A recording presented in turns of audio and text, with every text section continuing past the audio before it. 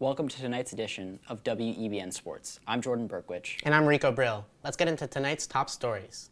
The NFL made its way into Germany for a battle between the New England Patriots and the Indianapolis Colts. The Colts beat the Patriots 10-6 in an extremely lackluster offensive game. The Patriots benched Mac Jones and put in backup QB Bailey Zappi after an interception thrown in the fourth quarter. With this loss, the Patriots moved to a record of 2-8 and are currently tied with the Giants and Cardinals for the second overall draft pick. Falcons quarterback Taylor Heinicke pulled his hamstring during Sunday's game. Backup Desmond Ridder came in when they were down 22-17. The Falcons regained the lead but would eventually lose on a field goal. The Falcons head coach said Ridder, quote, did a really nice job.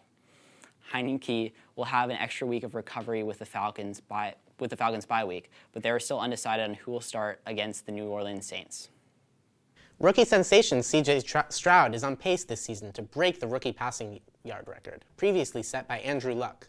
Stroud continued his season-long dominance during Sunday's win against the Bengals. He threw for 356 yards and 1 touchdown, while once again leading his team on another game-winning drive.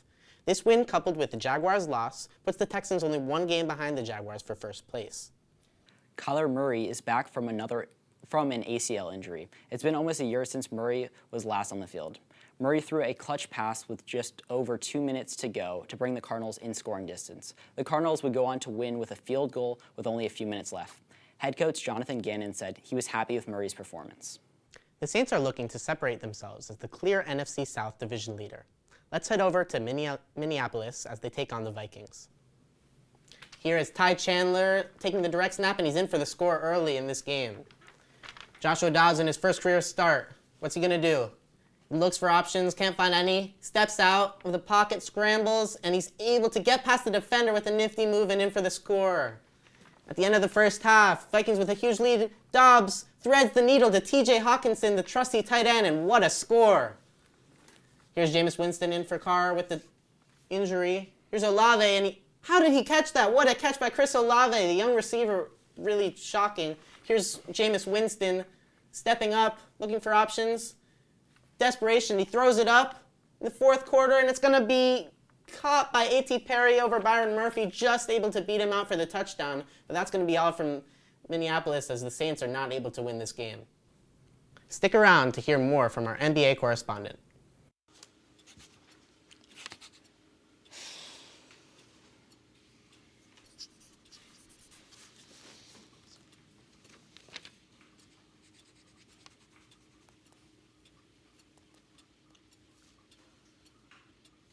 If you love them enough to relearn math so you can teach them math, then surely you'll check nhtsa.gov/the right seat to make sure they're correctly buckled in the back seat.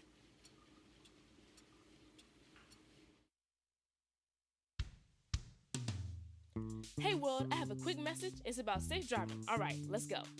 Anytime you're driving, have the seatbelt buckled tight. Both hands on the wheel and your phone out of sight. When not in your hand trying to text somebody back. Because if you do, your car might get smacked. The moral of the story, just put your phone down. The people on the road will stay safe and sound. Put your phone down, put your phone down. People on the road will stay safe and sound. Yeah. Welcome back to WEBN Sports. Steph Curry is the oldest player to average at least 30 points during his first 10 games of the season.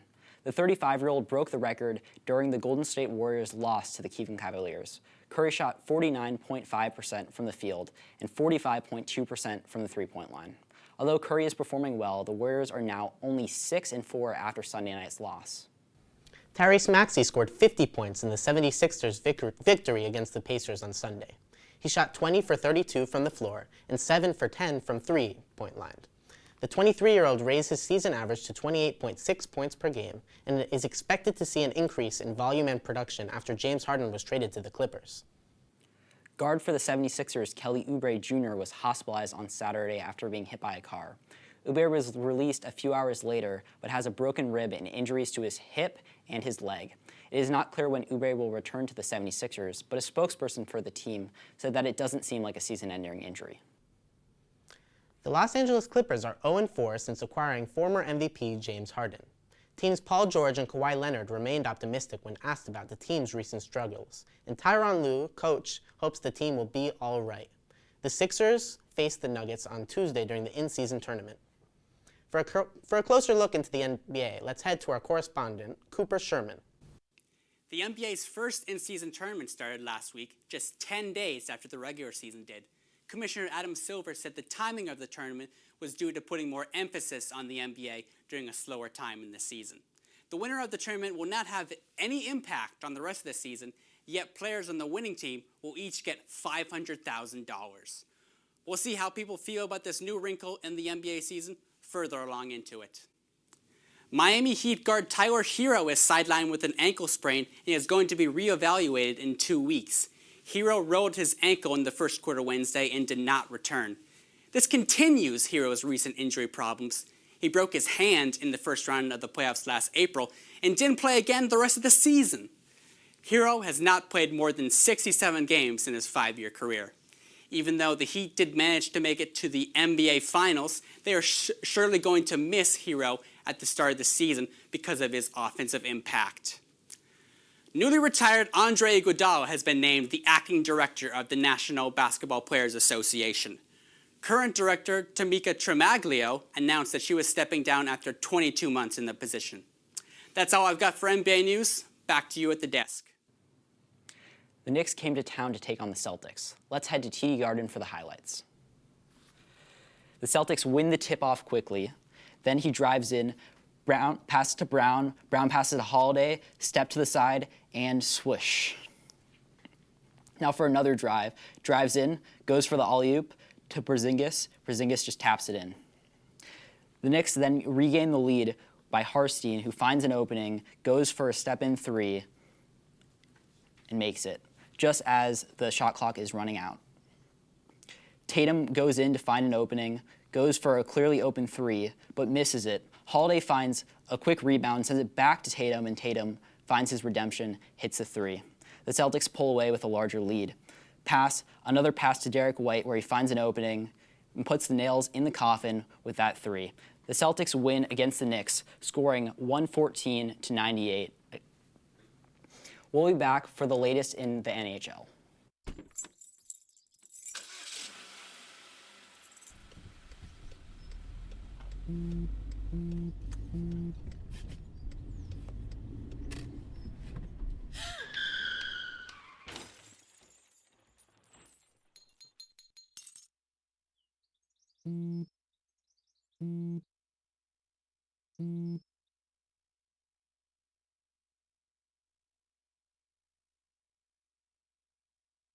If I could be you, and you could be me for just 1 hour.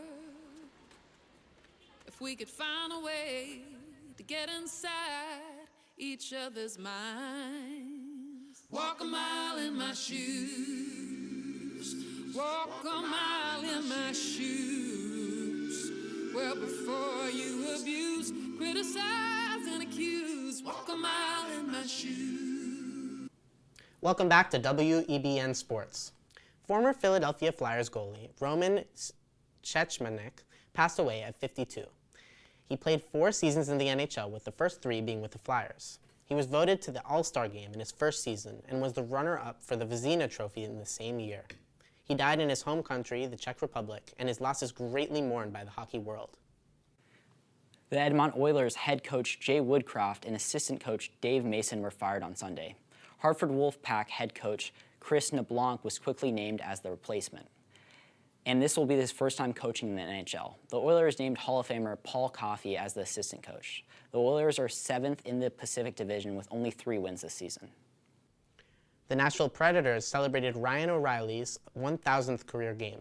The Predators held a pre-game ceremony honoring the veteran forward. So far, in his 14-year career, he has 714 points with 264 goals and 450 assists. The 33-year-old will look to add to that 1,000-game total, and the league will see how the rest of his career unfolds. The Pittsburgh Penguins will retire number 68 in honor of Jaromir Jagr. Jagr is the 3rd player in the team's history to have his number retired. Jagr spent 11 seasons with the Penguins and won 2 Stanley Cups with the team. The ceremony is set to take place on February 18th. That's all for tonight. For WEBN Sports, I'm Rico Brill. And I'm Jordan. Make sure to check out the WEBN YouTube channel for more.